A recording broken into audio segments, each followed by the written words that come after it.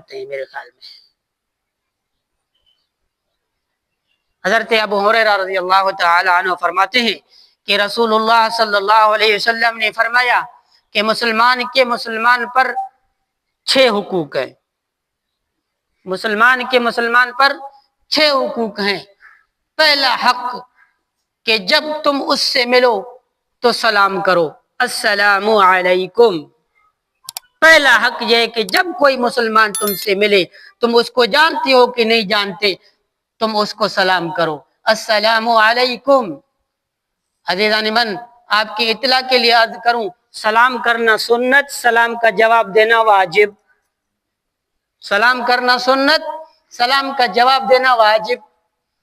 اور ہم میں سے بعض احباب ایسے ہیں، اس کو سلام بھی کرو گے تو جواب نہیں دے گا، حالانکہ اس کے ذمہ واجب ہے۔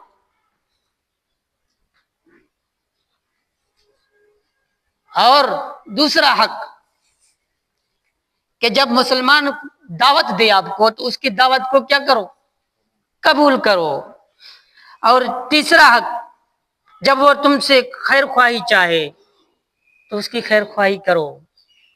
اور چوتھا حق، جب وہ چھینک لے کر الحمدللہ کہے تو یرحمک اللہ کہے۔